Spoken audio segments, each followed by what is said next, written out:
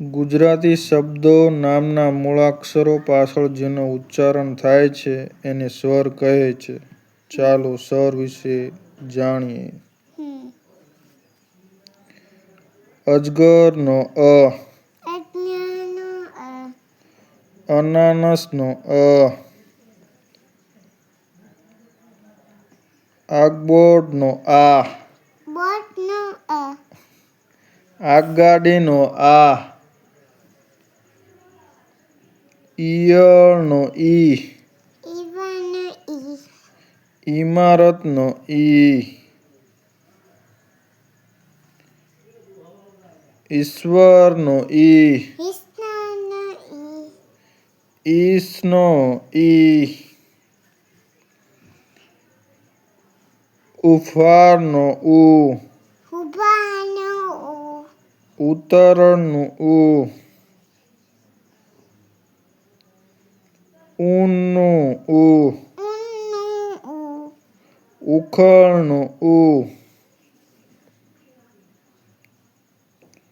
ઋષિનું ઋ, ઋષભનું ઋ, એકનો એ,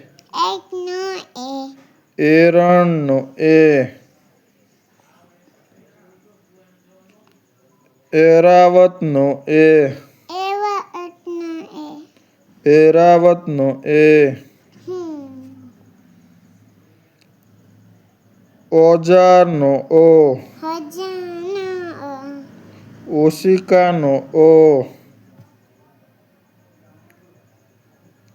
ઔષધનો ઔ, ઔષધનો ઔ, અંગૂઠાનો અમ,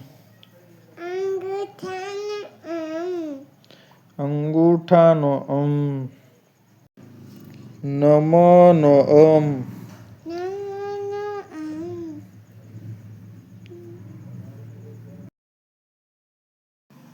વ્યંજન અને સ્વરના સરવાળાને મૂળાક્ષર કહે છે. તો ચાલો આપણે એક ઉદાહરણ જોઈએ.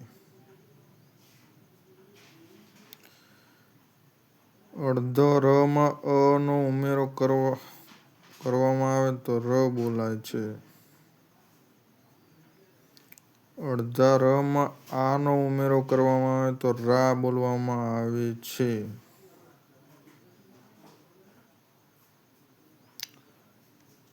અડધા રમાં નાના ઈ નો ઉમેરો કરવામાં આવે તો રી બોલવામાં આવે છે.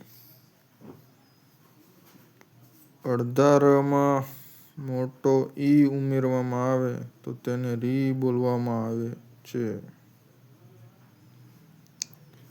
અડધા રમાં નાનો ઉ ઉમેરવામાં આવે તો તેને રૂ બોલવામાં આવે છે.